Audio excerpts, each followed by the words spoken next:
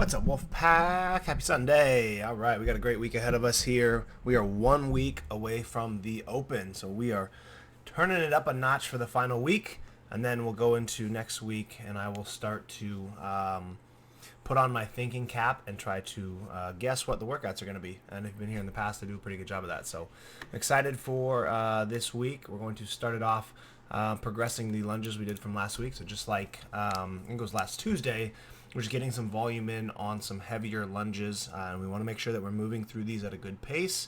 We're not overdoing the lunges because obviously we want to keep fatigue as low as possible, but also we want to make sure we're moving through these in a fashion like if we were doing these in a Metcon and we're doing them walking. So 8 to 10, it is 8 to 10 per leg, so 16 to 20 total if you like to count that way.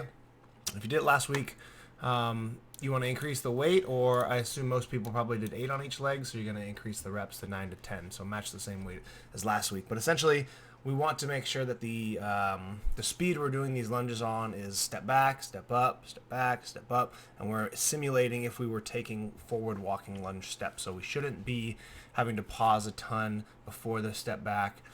We shouldn't be, struggling to get down, struggling to get up. So these should still be very movable weight. I'd say you're probably going to be good to cruise through 5 to 6, and then maybe have to take a little bit of a break.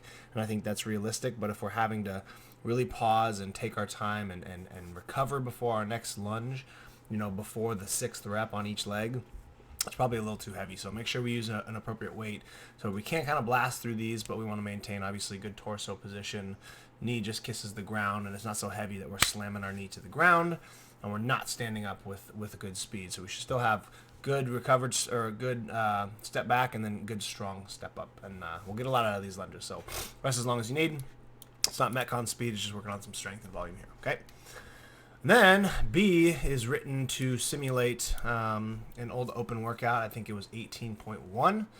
It's a very possible one that they could bring back, but it's also just a great one to work on fast transitions on toes to bar, a little bit of a dumbbell movement, and then we're getting some row calories in just for conditioning. But again, in an open workout, where the biggest thing to improve time and improve scores is to be really, really good at transitioning and not waste time. And this workout forces you to do that because it's a lot of stuff to get through in a short time. So 10 rounds for time.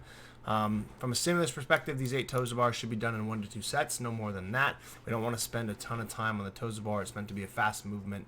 So even if we do 4 toes to bar, 4 knee raises, just to get the extra volume in, that'll get you through it faster. It's also going to fatigue the grip in the midline, which is what this workout is intended to do, so it makes the rowing harder and more challenging. So either pick a good rep count or make sure we get this done in 1 to 2 sets, especially from the beginning.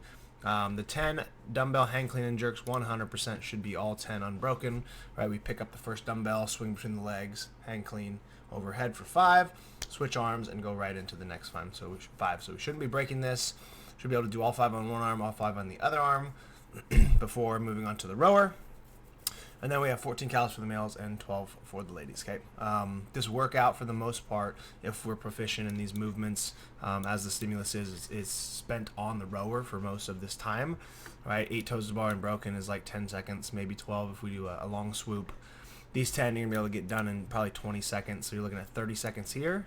And then this calories on the rower can be anywhere between 45 seconds and a minute. So again, make sure we understand this. We're going to spend most of the time on the rower, so we have to choose an appropriate pace to hold the whole time, because as the rounds go on, the midline and forearm/pull fatigue is going to really affect the row. Okay, you're not going to have that good lean back or the good strong pull because our midline's taxed, and our forearms are taxed because we're also holding the dumbbell for 5 reps here. So it seems like the first couple rounds you can blast this rower out and it feels great. By round 3, paces really, really drop off. And if getting through 10 rounds here, if we decrease or increase our row by 10 seconds for 8 rounds, that's 80 seconds. You're looking at probably 90 seconds to 2 minutes slower because of fatigue and transition. So first round there, find a good pace to settle into, right? Obviously using more legs than arms to save for the first 2 movements. And then we just have to reset the rower each round, which should be pretty successful. So, 2 minutes a round on these, I think, is realistic to get it done in the 20-minute cap.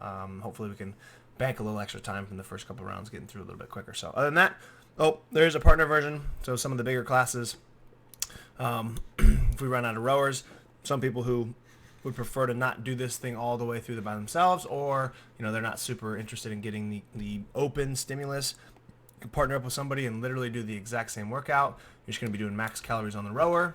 One person starts rowing, the other person does the 8 and then the 10, and then you switch, 8 and 10 switch. So you're doing the exact same workout. You're just rowing until the other person is done with the other movements, which is probably going to work out to be about the same calories, maybe a couple less. So other than that, have a great workout. Monday is always the best day to get back to it. So if you have questions, let me know. Other than that, we will see you in the gym. Later.